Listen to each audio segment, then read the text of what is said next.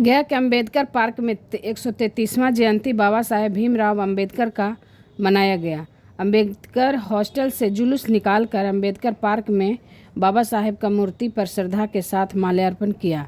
इस कार्यक्रम में लोगों ने बाबा साहेब अमर रहे, संविधान जिंदाबाद, जय भीम का अलग अलग नारों से गूंजता रहा। गया नगर विधायक डॉक्टर प्रेम कुमार एवं मखदूमपुर विधायक सतीश दास ने बाबा साहेब की मूर्ति पर माल्यार्पण कर संविधान की रक्षा के लिए मर मिटने की बात कही।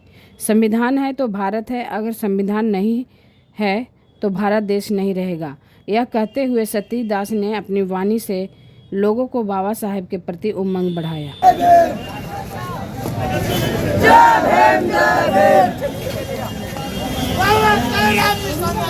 हम सब मिलकर करेंगे पूरा, हम सब मिलकर करेंगे पूरा। जय जय जय जय जय जय।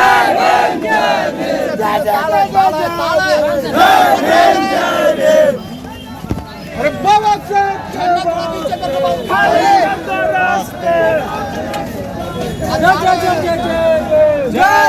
जय भीम।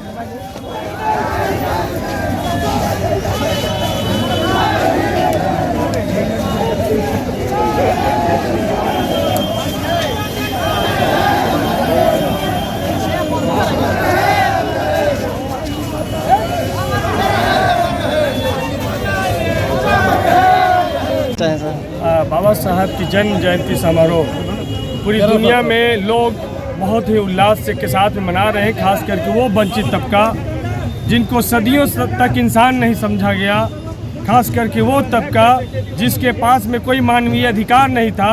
बाबा साहब के लंबी संघर्ष के बाद भारतीय संविधान में वो तमाम अधिकार दिए, बोलने का अधिकार, पढ़ने का अधिकार, कहीं आने जाने का अधिकार, पानी पीने का अधिकार, जीवन जीने का अधिकार, जीवन की रक्षा करने का अधिकार, ये तमाम अधिकार संवैधानिक रूप से बाबा साहब ने देने का काम किया।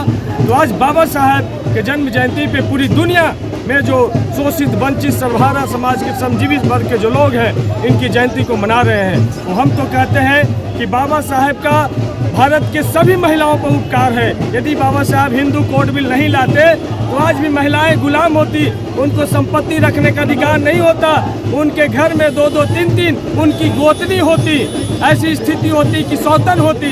लेकिन बाबा साहब ने हिंदू कोड बिल ला करके एकल विवाह की कानूनी मान्यता दी, जिसके वजह से आज महिलाओं का भी जीवन सुरक्षित हो सका है। तो आज बाबा साहब के संविधान पे जो खतरा मंडरा रहा है उसको लेकर हम सब लोग की बड़ी जिम्मेदारी बन जाती है कि जो संविधान विरोध की बात करेगा हम सब लोग उसके खिलाफ होंगे।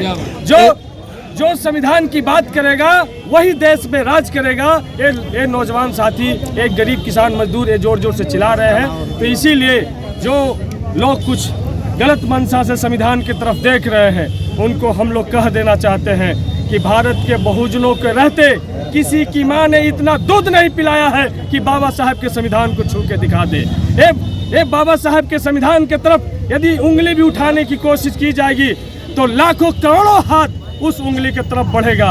यदि बाबा साहब की तरफ कोई आंख उठा करके देखने का भी प्रयास करेगा तो लाखों करोड़ नौजवान, छात्र नौजवान अपनी गर्दन कटवा लेने के लिए तैयार है। लेकिन बाबा साहब के आन बान शान और भारतीय संविधान से कोई समझौता नहीं करेगा। रिजर्व सीट का फायदा उठाते हैं, भूल जाते हैं बाबा साहब की जन्म जयंती को। कहते हैं कि आपने सूचना दिया, बाबा साहब की जन्म जयंती को सूचना दिया जाता है क्या? अरे गया लोकसभा सुरक्षित है तो बाबा साहब का देन है। नहीं, औकात नहीं है उन लोगों को जो जीत के जा रहा है और सांसद बन रहा है। औकात नहीं है कि विधायक बनेगा। जनरल सीट से औकात है लड़ने का क्या? बाबा साहब को भूल गए?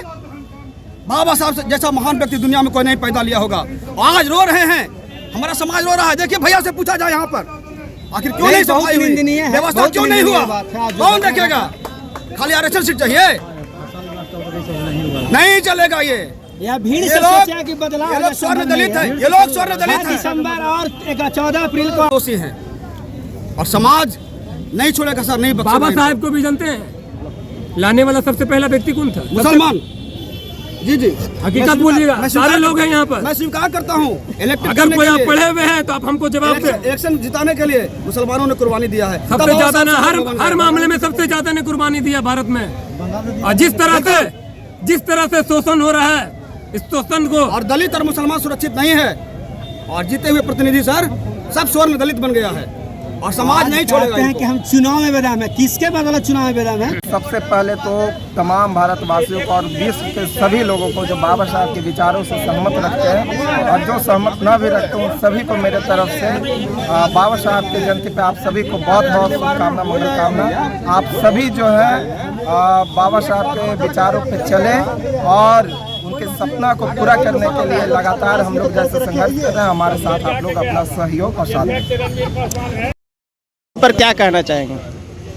सबसे पहले सभी देशवासियों को डॉक्टर बाबा साहब अम्बेडकर जी के 133वां जयंती पे मैं सभी देशवासियों को शुभकामनाएं देना चाहता हूँ। एक ऐसे देश के एक ऐसे व्यक्तित्व, एक ऐसे महान समाज सुधारक जिसको अगर हम कहें तो अमेरिका ने कहा कि उगते हुए सूरज का उपाधि देंगे और उन्हें अमेरिका ने ही जो है सिंबल ऑफ नॉलेज का उपाधि दिया। तो मैं सभी देशवासियों को शुभकामनाएं देता हूं और एक संदेश पर देता हूं कि आपका देश में जो संविधान हो सभी विश्व का सबसे खूबसूरत संविधान है।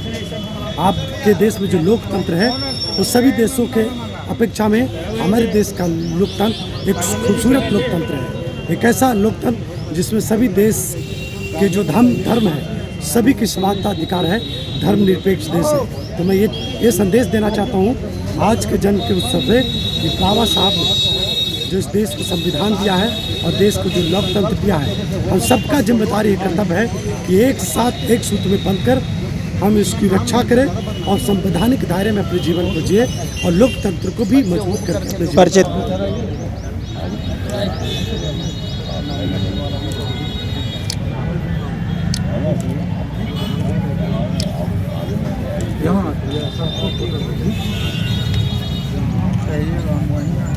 बाबा साहब भीमराव अम्बेडकर अमर रहे, अमर रहे, अमर रहे।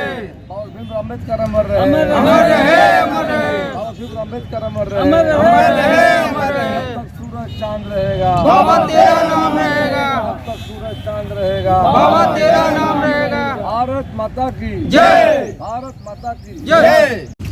भारत रत्न बाबा साहब डॉक्टर भीमराव अम्बेडकर की जयंती मना रहे हैं। आज देश के कोने कोने में हम याद कर रहे हैं।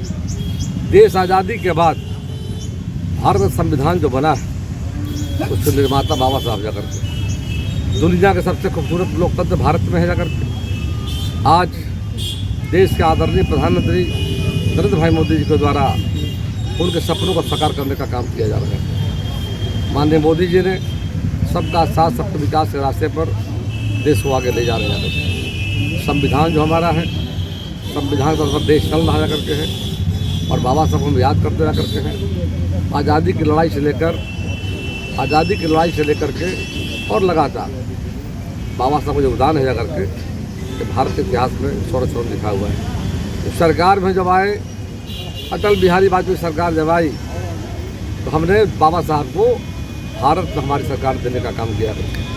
हाल में हम लोगों ने मोदी जी की सरकार ने भारत रत्न दिया हम लोगों ने है कर्पूर ठाकुर जी को, जननायक जी को, चौधरी चरण सिंह जी को, टी स्वामीनाथन जी को। हम जब सरकार में आए समाज के अंतिम पदान पर जो बैठे लोग हैं उनको समाज की मुख्यधारा में लाने का काम किया। हमारे आदरणीय अटल बिहारी वाजपेयी की सरकार में कांग्रेस पार्टी लंबे समय शासन में रही, बाबा साहब याद नहीं कर पाई जाकर।